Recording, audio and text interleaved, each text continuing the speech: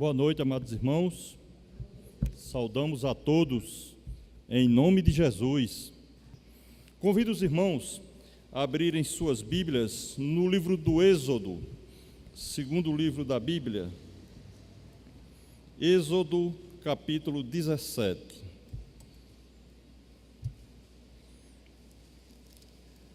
Convido os irmãos a se colocarem de pé. Êxodo 17. Vamos ler do versículo 8 ao 16. E eu gostaria que a igreja lesse junto comigo. Eu vou ler os versículos pares e os irmãos os ímpares, para melhor ir compreendendo o texto. Êxodo 17, do 8 ao 16. Versículo de número 8. Então veio Amaleque e pelejou contra Israel em Refidim.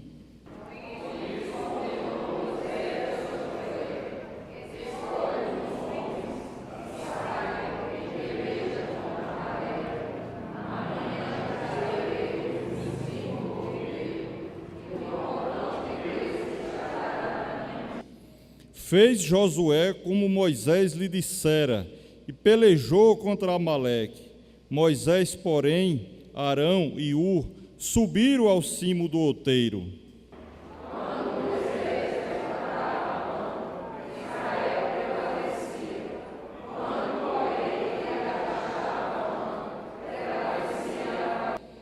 Ora, as mãos de Moisés eram pesadas, por isso tomaram a pedra e a puseram por baixo dele, e ele nela se assentou. Arão e Ur sustentavam-lhe as mãos, um de um lado e o outro do outro.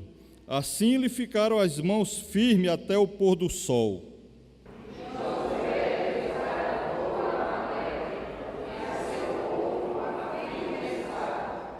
Então disse o Senhor a Moisés: escreve isto para memória num livro e repete-o a Josué, porque eu hei de riscar totalmente a memória de Amaleque debaixo do céu.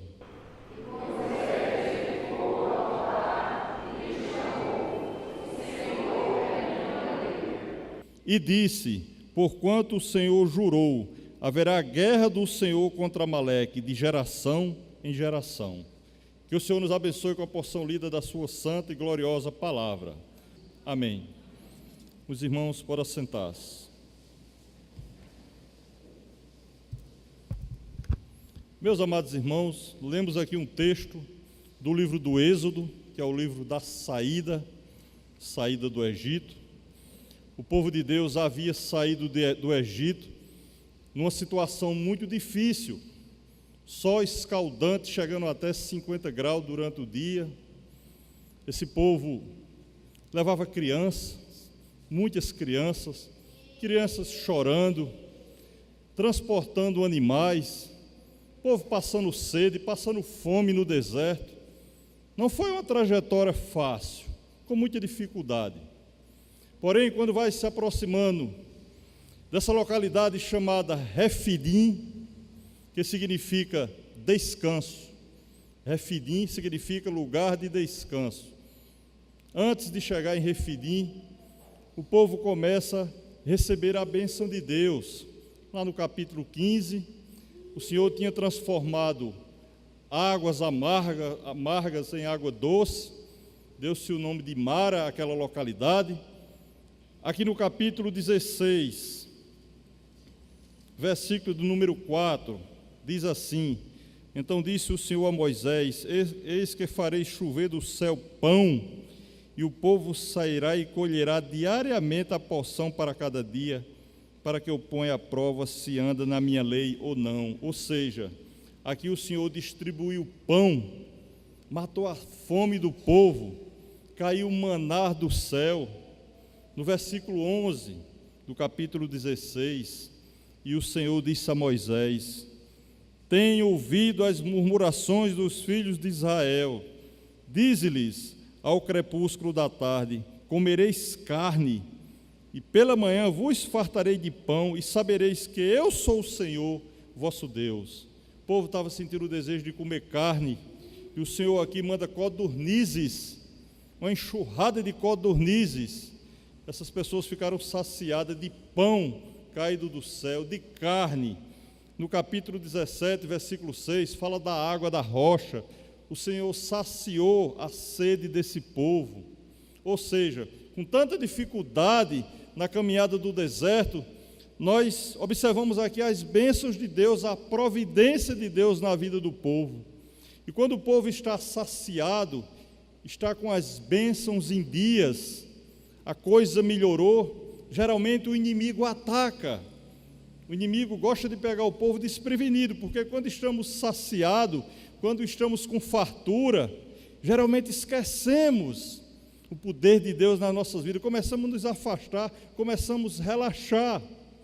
E o povo chegava a Refidim, lugar de descanso. Olha, nós estamos de barriga cheia, a nossa sede está saciada, nós agora vamos descansar, nós agora vamos fogar. Aí Amaleque ataca. Chegou Amaleque, um rei truculento, ímpio. Amaleque era neto de Esaú, filho de Elifaz, aquele mesmo dos 3 amigos de Jó. Tinha um chamado Elifaz, era o pai de Amaleque, e Elifaz era filho de Esaú. A Bíblia diz que Esaú, todos conhecem, que teve o seu irmão gêmeo chamado Jacó, e a Bíblia diz que Deus amou Jacó, mas aborreceu de Esaú. Ou seja, 2 nações, 2 irmãos que saíram de um mesmo ventre, de uma mesma família. Esses irmãos eram inimigos, tornaram-se inimigos. E isso acontece nos dias de hoje, meus irmãos. Quando nós nos convertemos, os nossos primeiros inimigos, ele está dentro da nossa casa.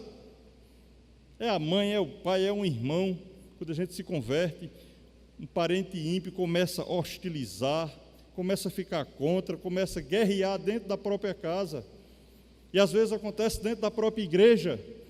No povo de Deus, as divisões, as guerras, os grupos. Isso não é novo, isso não é de agora. Começou desde o ventre da mãe de Esaú e Jacó. Amaleque era neto de Esaú e era inimigo do povo de Deus. Deus mandou que eliminasse Amaleque para sempre na vida de Israel. Mas infelizmente ele foi um inimigo perpétuo de Israel. Nesta batalha, os irmãos vão perceber, está bem escrito no texto, que Amaleque foi vencido pelo povo de Deus. Em parte, continuou ainda o povo de Amaleque, os amalequitas. Os amalequitas também atacaram Davi, no capítulo 30 de 1 Samuel, na cidade de Ziclag. Roubaram as mulheres, as crianças, todos os despojos, roubaram. Mas Davi, com seu exército de 400 homens, perseguiu Amaleque, os amalequitas, tomou tudo de volta, matou de 70% a 80% dos amalequitas. Mas eles só foram eliminados no reinado do rei Ezequias, lá em 1 Crônicas, capítulo 4, versículo 42 e 43, onde chegou o fim dos amalequitas. Mas continuou a amizade dos amalequitas com o povo de Deus. Quem seria a figura de Amaleque hoje? O Satanás. A palavra Amaleque significa o destruidor. Os amalequitas significa povo da destruição. Dá para se lembrar do Evangelho de João, capítulo 10, versículo 10, onde o próprio Jesus diz que o ladrão veio senão para matar, roubar e destruir. Então Amaleque significa aquele que destrói, destruição. E o desejo, o regozijo dos amalequitas, de Amaleque, era eliminar o povo de Deus. Se você fosse comparar os amalequitas com um animal, por exemplo, você compararia eles com uma hiena. Carniceiro, traiçoeiro, violento, predador e roubador. Os amalequitas viviam do roubo, dos assaltos. Era sua profissão, roubar e assaltar. Eles eram nômade. Vivia do Neguebe ao Sinai, assaltando, matando e roubando. Então, quando o povo de Deus pensou em descanso, na região de Refidim, que significa descanso, veio o inimigo atacar. Mas ele é tão sagaz que ele não tentou atacar só o povo de Deus, não atacou só o povo de Deus. Até o próprio Jesus Cristo foi atacado por Satanás quando o Senhor teve descanso, teve o regozijo com o Pai. Lá em Mateus capítulo 3, verso 17, diz assim: eis uma voz do céu que dizia: este é meu filho amado, a quem me comprazo. Jesus Cristo recebeu uma voz do céu, do próprio Pai: este é meu filho amado, a quem me comprazo. Um momento de alegria no coração de Jesus Cristo, a conexão, a sintonia com o Pai.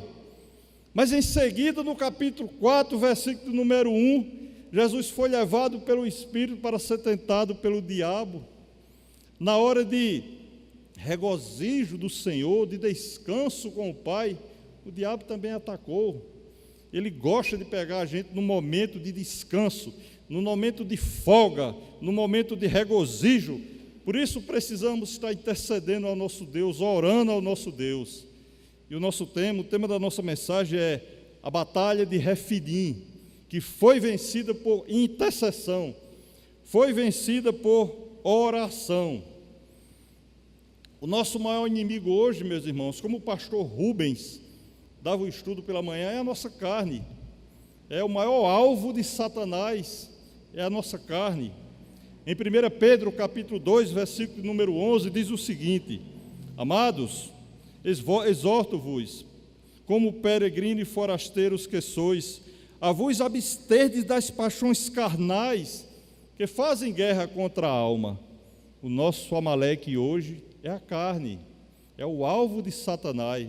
Por isso, precisamos estar conforme Moisés, Josué, Arão e Ur, intercedendo com toda força, com toda dedicação, com toda determinação, a presença do Senhor, para que o inimigo cada vez mais fique longe de nossas vidas. Amaleque, como eu falei, era descendente de Esaú, filho de Elifaz, com a sua concubina Tímina. Ele tornou-se um líder em Edom, os edomitas. Lá no livro de Obadias fala dos edomitas. Foi um povo criado por Amaleque, ele foi rei dos edomitas também, e assim a sua descendência. Inimigos perpétuos de Israel, que passou grande parte de sua história com duro combate com o povo de Israel, duros combates.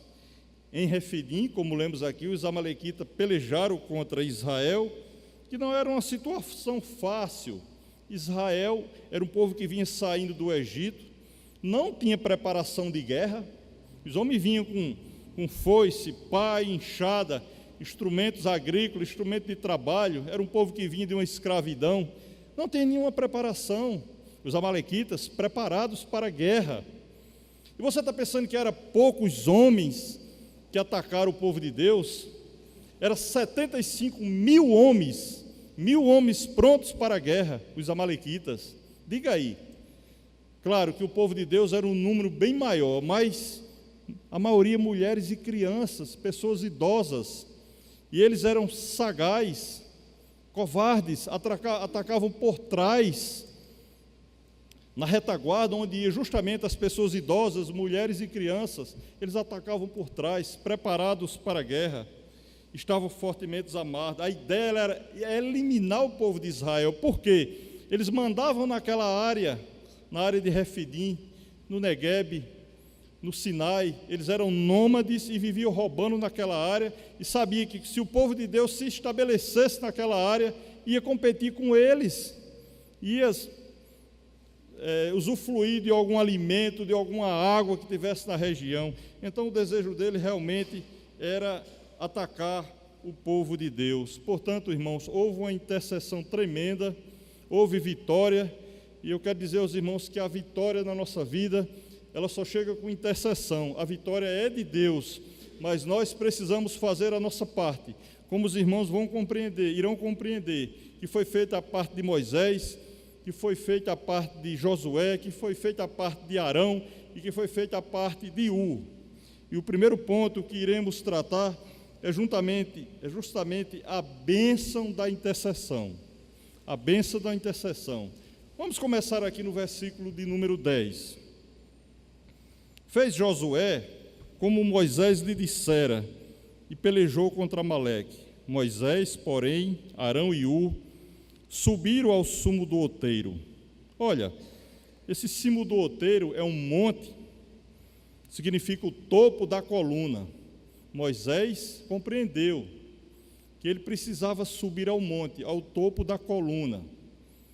Lá no Salmo 121, versículo 1 diz: eleva os meus olhos para o monte, de onde vem o meu socorro? O meu socorro vem do Senhor, que fez os céus e a terra.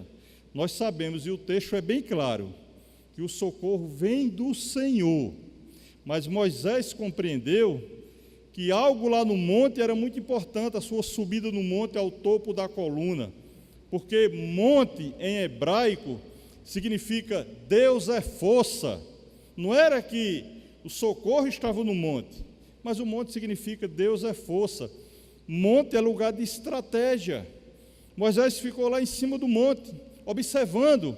Ele tinha a visão de tudo, tinha a visão do ataque dos amalequitas, tinha a visão do povo de Deus, e lá ele ficou intercedendo por Deus. Moisés compreendeu. Ele não só elevou seus olhos ao monte, ele subiu no monte e permaneceu lá, intercedendo pelo povo de Deus. Eu não quero dizer aos irmãos aqui que as nossas orações só irão prevalecer se a gente subir no monte. Não, a nossa oração prevalece em qualquer lugar, onde seu coração estiver quebrantado para com Deus, com veracidade. Mas o monte é lugar de força de Deus. Tinha um significado muito forte com o povo de Israel naquela época. Não é à toa que a Bíblia fala de vários montes, o Monte Horebe, Monte Sinai, muitos montes é colocado, está exposto aqui na Bíblia, que era o lugar onde se compreendia que havia um fortalecimento, uma aproximação maior com o nosso Deus. Era o topo da coluna, significava o topo da coluna. Quando nós vamos construir uma casa, depois de fazer o alicerce, nós construímos a primeira coluna, o pé direito da casa, não é isso? A coluna de sustentação, é a coluna do pé direito, é a base ali, o complemento da base do alicerce, é justamente o Senhor, a nossa coluna, nosso fortalecimento, a nossa sustentação. Moisés compreendeu que ali no topo da coluna, que era a força de Deus, ele ia interceder e orar juntamente com os irmãos, e viria a sustentação de Deus em relação à vitória contra os amalequitas. E ainda, meus irmãos, no versículo de número 11, quando Moisés levantava a mão, Israel prevalecia. Quando, porém, abaixava a mão, prevalecia Amaleque. Nós compreendemos aqui que há um significado muito importante nesta palavra. Todas as batalhas são vencidas através das mãos. Quase todo o trabalho que fazemos é através das mãos.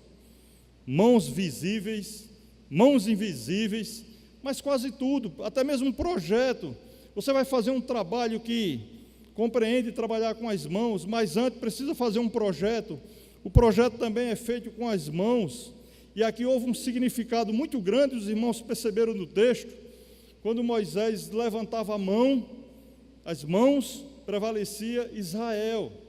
Quando ele abaixava as mãos, prevalecia Amaleque. Então, as mãos têm um simbolismo muito grande. Mãos são um canal entre o intelecto e a matéria concreta. Os hebreus saíram do Egito sobre a poderosa mão do Senhor, diz o Êxodo.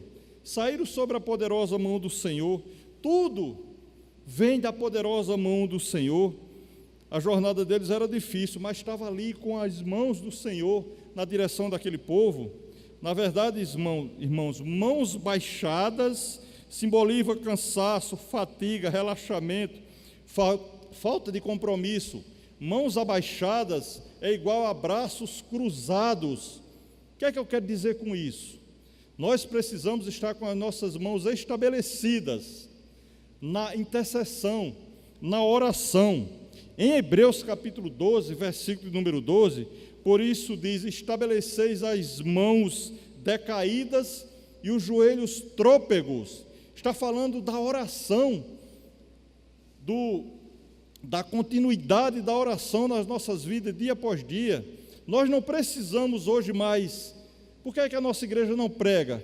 Que não precisamos mais estar levantando as mãos para orar. Porque naquela época, Moisés era um tipo de Cristo, assim como Josué. Tudo que o povo queria, procurava Moisés, que era o líder. E Moisés entrava em intercessão com Deus. Moisés levantava as suas mãos para com Deus. Era um tipo de Cristo. Hoje, nós temos Cristo Jesus como nosso intercessor. Não precisa mais estar com as mãos para cima, porque o próprio Jesus está à direita do Pai intercedendo por nós. E mais, Ele deixou o Espírito Santo conosco, aquele que intercede por nós com gemidos inexprimíveis, conforme está lá no capítulo 8 de Romano. Ele sabe que nós não sabemos orar como convém. Ele intercede por nós com gemidos inexprimíveis. Nós não precisamos estar com as mãos para cima, mas as nossas mãos também não podem estar decaídas. Estou falando no sentido espiritual, braços cruzados. Precisamos colocar a mão na massa, a mão na obra de Deus. Como falou o autor de Hebreus, ergue as mãos decaídas e os joelhos trôpegos. Essa palavra trôpego significa cambaleante, manquelota, capenga, e muitas vezes é o que acontece conosco. Nós temos muitas vezes, a maioria dos irmãos tem saúde, tem possibilidade de estar de joelho perante ao Senhor, e a gente fica capengando, manquejando, fraquejando, em não passar 10 minutos sequer de joelho perante a Deus. Restabeleceis as suas mãos e os joelhos trôpegos, no sentido espiritual, em oração na presença de Deus, assim como fez Moisés. Era preciso ele estar com as mãos para cima, para ter a vitória, ou seja, era preciso estar orando. E não foi fácil, irmãos, porque foi o dia todo, foi uma batalha de um dia todo. Realmente, ele não teria possibilidade de estar com as mãos para baixo. É tanto que pediu socorro, ajuda, a 2 grandes homens que estavam ao seu lado: Arão, sacerdote Arão, que era seu irmão mais velho, e grande amigo que foi o avô de Bezalel. Quem foi Bezalel? O homem que construiu a Arca da Aliança, um grande artesão que construiu a Arca da Aliança, que era o artesão dos acampamentos.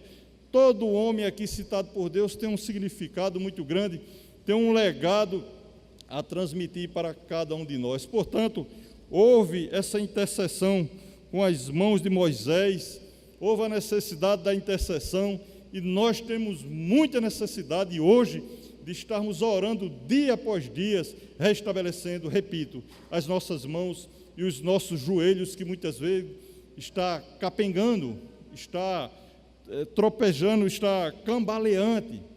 Precisamos estar fortalecendo os nossos joelhos. Mas ainda, irmãos, lemos aqui no versículo de número 12. Versículo 12. Ora, as mãos de Moisés eram pesadas, por isso tomaram uma pedra e puseram debaixo dele. Tem um significado essa pedra, não tem? Por que não colocaram uma almofada, um banquinho de madeira? Ou se Moisés estava lá no topo da coluna, porque ele não sentou-se no chão mesmo? Precisaram pegar uma pedra e colocar para Moisés se sentar. Com certeza, certamente há um significado muito grande. Pedra. Eu gostaria que os irmãos abrissem sua Bíblia em 1 Pedro, capítulo 2, versículo de 6 a 8, para compreendermos o significado da pedra. 1 Pedro, capítulo 2, versículo de 1 a 8, de 6 a 8, aliás. 1 Pedro 2, de 6 a 8.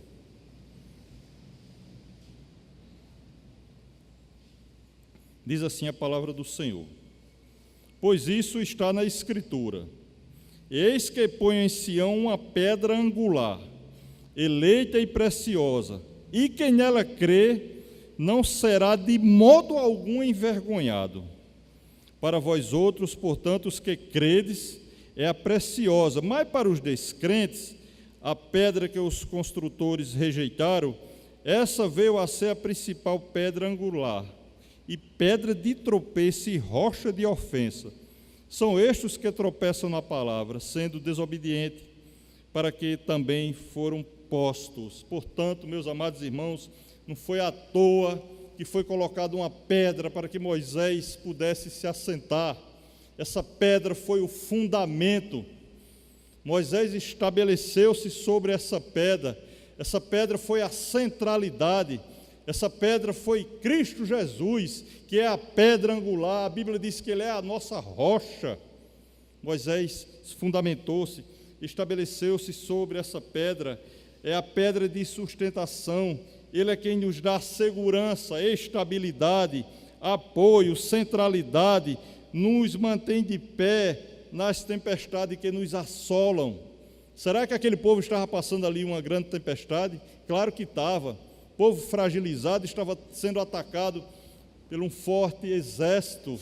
Se não fosse a presença do Senhor, a estabilidade do Senhor dada ali naquela pedra que simboliza a pessoa de Cristo Jesus, certamente Israel teria sido derrotado. Lá no profeta Zacarias, capítulo 3, verso 9, ele diz: eis aqui a pedra que pus diante de Josué. De Êxodo para Zacarias tem 1000 anos.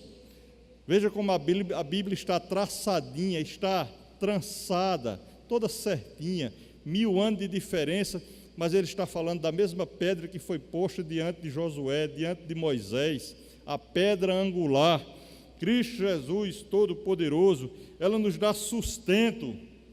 Você precisa colocar sobre seus negócios, seu estudo, seu trabalho, seu relacionamento, esta pedra que é Cristo Jesus Todo-Poderoso. Isaías, profeta Isaías, capítulo 28, verso 16, ele diz: portanto, assim diz o Senhor Deus, eis que assentei em Sião uma pedra já provada, preciosa, angular, solidamente assentada.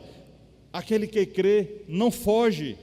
Moisés não fugiu da batalha, Moisés não fugiu da luta, porque ele estava sentado sobre esta pedra, a pedra de Sião, que é a pessoa de Cristo Jesus, simbolizava a pessoa de Cristo Jesus. Ele não fugiu e ganhou a guerra, ganhou a luta. Quero dizer a você, meu irmão, se você estabelecer sua vida, continuar estabelecendo a sua vida sobre essa pedra que é Cristo Jesus, você também vai ter vitória na sua vida sempre. Eu sei que você já teve.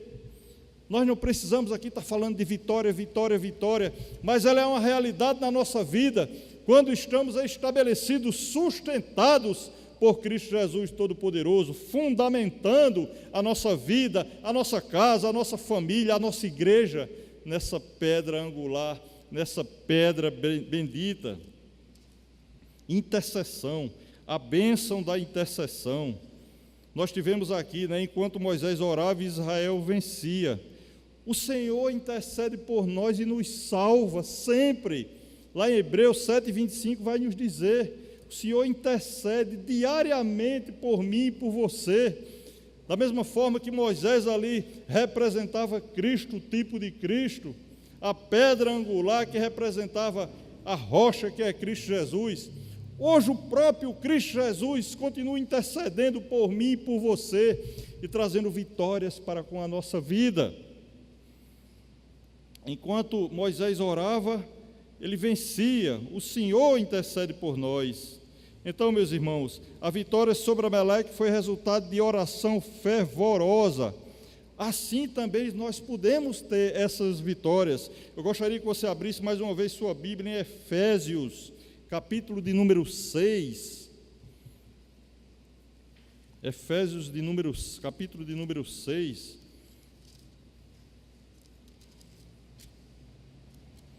Assim também acontece conosco hoje.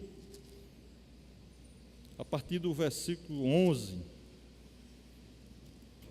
Efésios 6, a partir do versículo de número 11, que diz assim a palavra do Senhor: revesti-vos de toda a armadura de Deus, para poder ficar firme contra a cilada do diabo.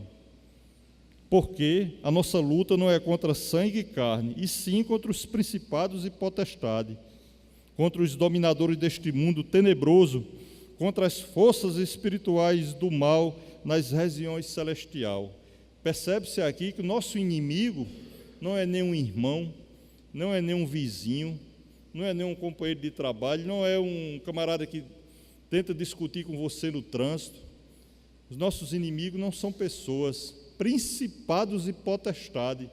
O nosso inimigo é o diabo, que atinge a nossa carne, que vai na fraqueza da nossa carne e tenta nos derrotar, tenta acabar com a vida de quem não vigiar, de quem não orar, de quem não pedir a intercessão de Cristo Jesus Todo-Poderoso.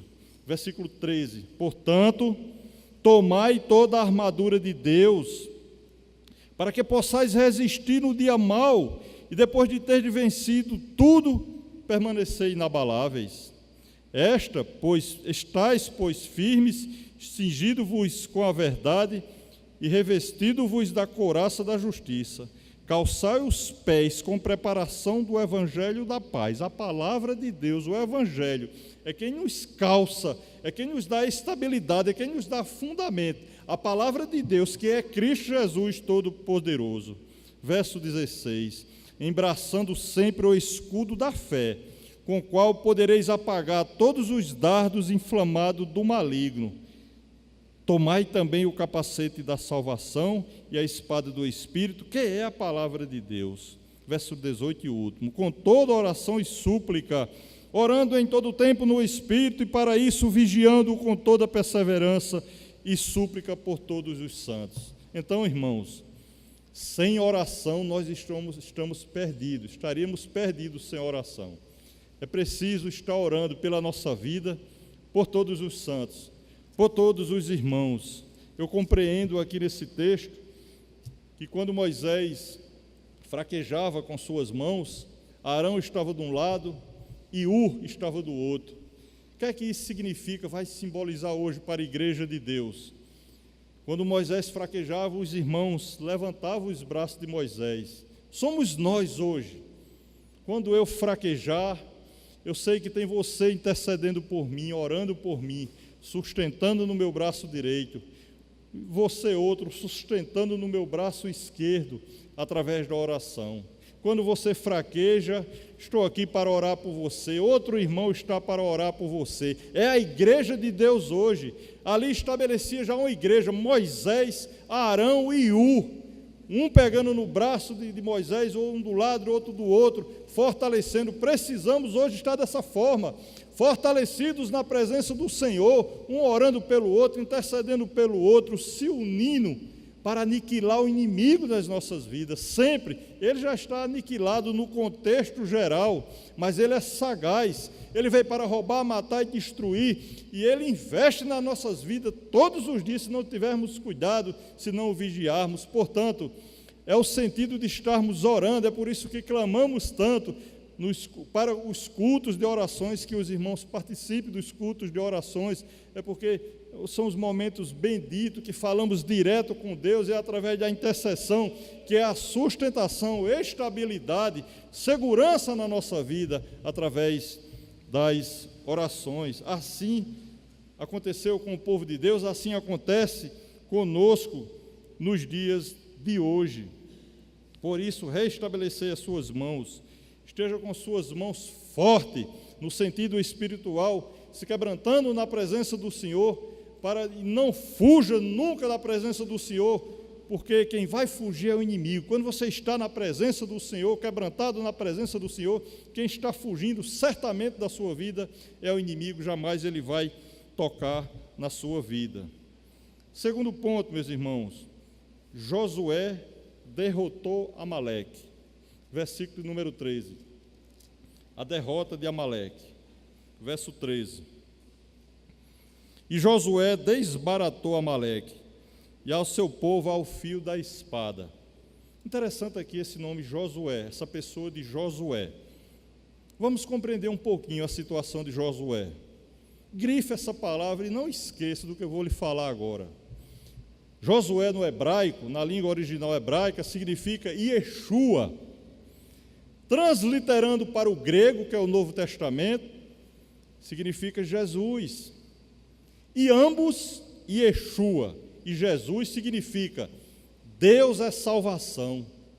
Portanto, a pessoa de Cristo estava ali também estabelecida na figura de Josué. Não fisicamente que Josué fosse Cristo, eu não estou falando disso. Eu estou falando também de um tipo de Cristo. Josué era uma tipificação de Cristo. Deus é salvação. Será que tinha inimigo que resistisse? Moisés estava estabelecido no fundamento, que era a pedra, Cristo. Josué estava estabelecida a pessoa de Jesus em Josué, tipificando Jesus. Quem é Jesus? É o nosso general de todos os exércitos. Quem era Josué? Era um general de guerra. Então quem estava lutando ali em prol do povo de Deus era a pessoa de Cristo Jesus. A Bíblia toda aponta para Cristo, de Gênesis a Apocalipse. Os irmãos sabem muito bem disso. Em tudo na nossa vida, Jesus está inserido, está na frente, está nos edificando. Se é na batalha com Moisés, se é com Josué como general, Moisés naquela pedra, era a pessoa de Cristo Jesus. Hoje não é diferente. Em tudo na nossa vida, para onde você se virar, para onde você olhar, para onde você for, Jesus está presente com você. A pessoa de Jesus é o seu sustentáculo, o seu estabelecimento, a sua vida. Jesus Cristo é a nossa vida. Louvado seja Deus. Portanto, houve essa vitória aqui de Josué. Ele desbaratou. Desbaratou significa aniquilou. E nós precisamos a cada dia estar aniquilando, desbaratando a ação do inimigo na nossa vida. Josué aniquilou. É tempo de se unir como igreja, estar intercedendo junto, como aconteceu com Moisés, Arão e Iú. É tempo de nos unirmos para desbaratar, aniquilar as investiduras de Satanás na nossa vida. Precisamos sempre estar pregando isso, meus irmãos, porque ele é sagaz, ele é venenoso. Ele não tem Satanás não tem os atributos de Deus, onisciência, onipresença, onipotência, não. Mas ele é um grande psicólogo, ele é um grande psiquiatra. Ele sabe qual é a nossa fraqueza, qual é a fraqueza da nossa carne. Ele sabe aqui quem foi alcoólatra lá no passado e sempre está colocando bebida na sua frente. Ele sabe quem gostava de prostituição, está sempre promovendo momentos como esse para que você caia. Ele é um psiquiatra, ele é um psicólogo, ele estuda a nossa fraqueza. Portanto, precisamos ter muito cuidado com a pessoa de Satanás para ser aniquilada. A pessoa não, o animal. Ele tem que ser aniquilado na nossa vida, desbaratado, conforme Josué desbaratou Satanás ali na pessoa de Amaleque. E nós compreendemos também que esta vitória foi registrada para memória. Josué derrotou Amaleque, assim Deus triunfa sobre as nossas vidas. Foi edificado um altar e chamou de o Senhor é a minha bandeira, como está aqui em Êxodo, capítulo 17, do 14 ao 16. O Senhor é a nossa bandeira, a bandeira da vitória. A bandeira da vitória sobre quem? Sobre o próprio Satanás. Quando você chega lá em 1 João, capítulo 2, versículo 14, a palavra de Deus diz: filhinhos, eu vos escrevi porque conheceis o Pai. Pai, eu vos escrevi porque conheceis aquele que desde o princípio, que existe desde o princípio.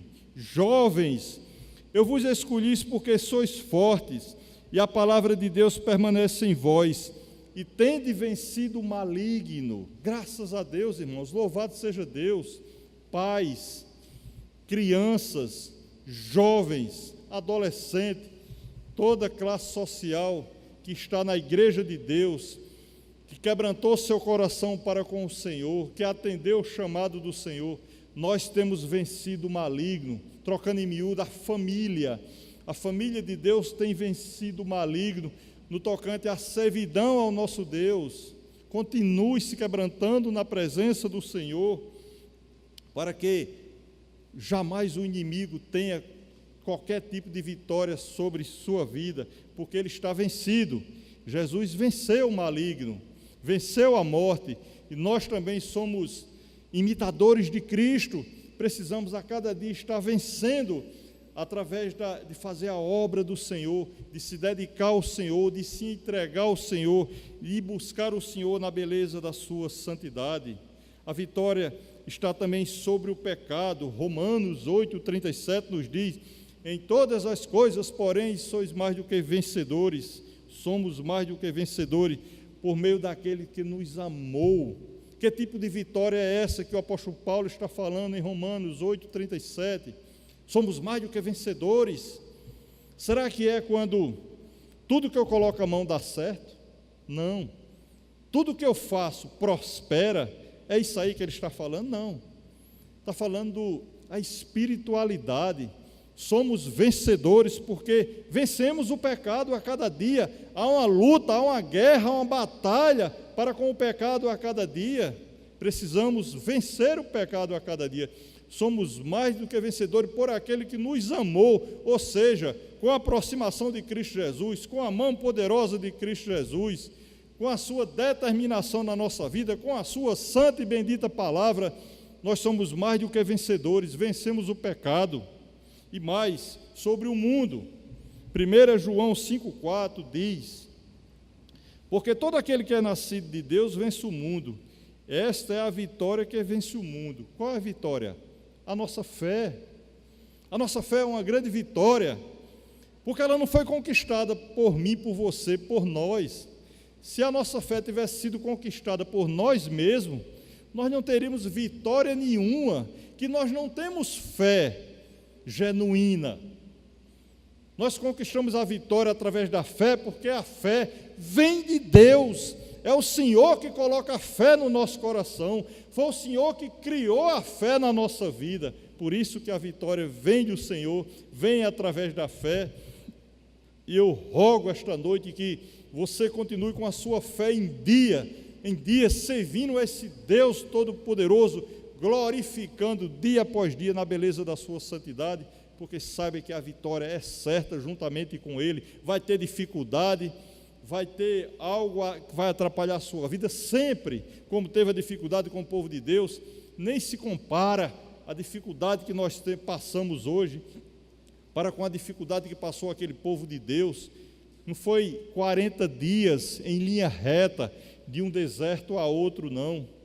Foram 40 anos de sofrimento, de fome e de sede. Deus supria, claro, tudo muito bem, Deus supria, mas tinha momentos que aquele povo passava privação, passava dificuldade, sol escaldante, gelo à noite, mas a mão de Deus estava ali aquecendo durante a noite, estava ali com aquela nuvem durante o dia, aliviando o sofrimento do sol escaldante para com aquele povo. Da mesma forma, o Senhor sabe da minha, da sua necessidade, e Ele está promovendo diariamente condições para que possamos vencer as dificuldades, vencer as necessidades. Louvado seja Deus. É o mesmo Deus de mais de 2.000 anos atrás, aliás, aqui quase 3.000 anos, que estava na frente daquele povo, a pedra estabelecida, a pessoa de Josué, tipificando Cristo Jesus, sustentando, vencendo, dando prioridade àquele povo, dando a ele o suprimento. É o mesmo Deus que hoje supre a nossa vida,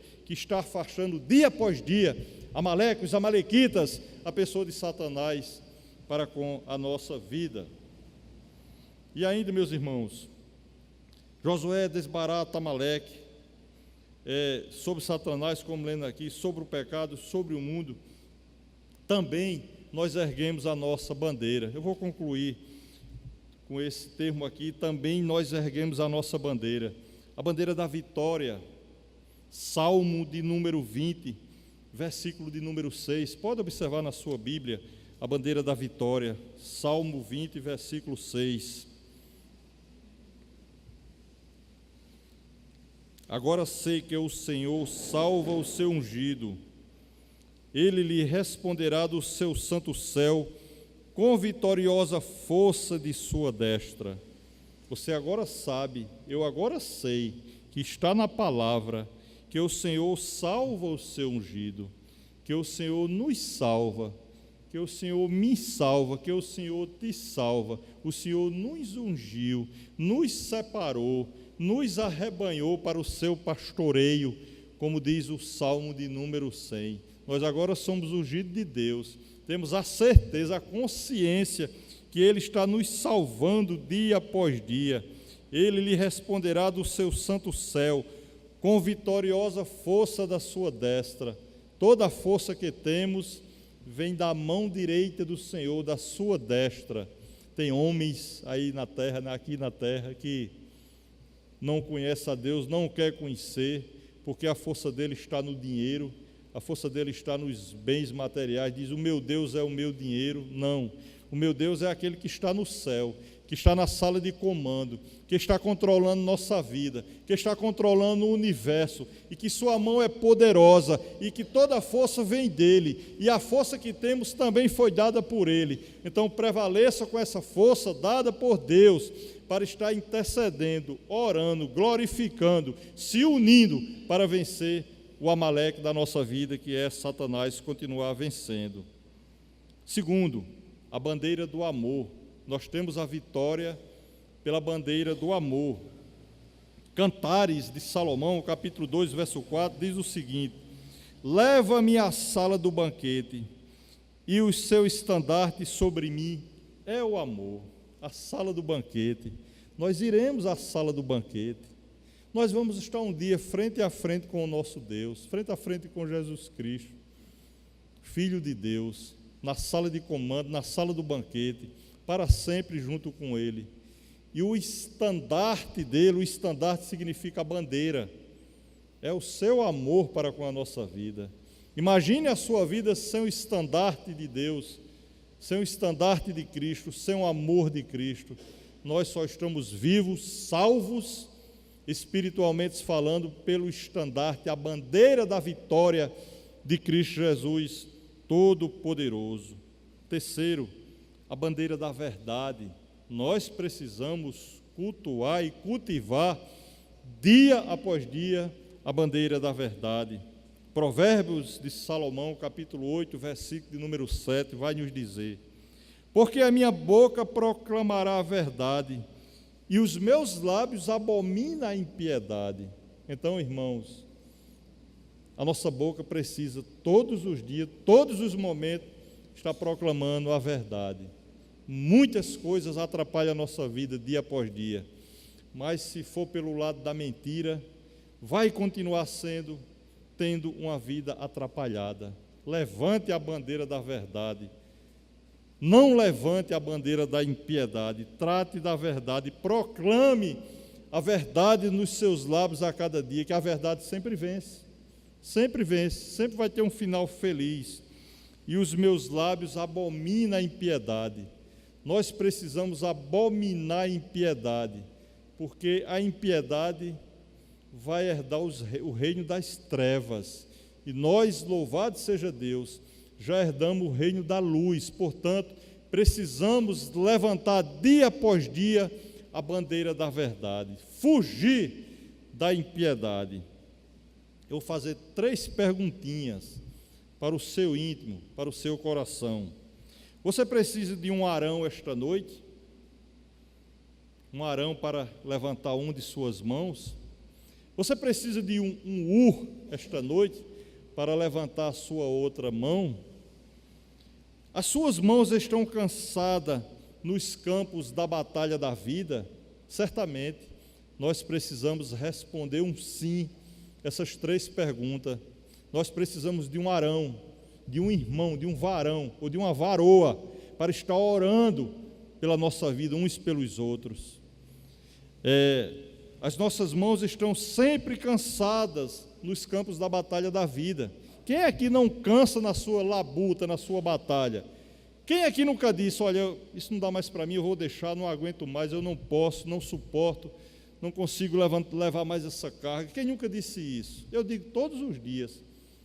De repente me pego fraquejando, mas eu preciso estar levantando a bandeira da vitória, ou seja, clamando a Deus e também convocando os irmãos para fazer o papel de Arão e de Ur, orando juntamente comigo, orando juntamente com você, para que a igreja se edifique a cada dia e a sua vida se edifique mais na presença do Senhor.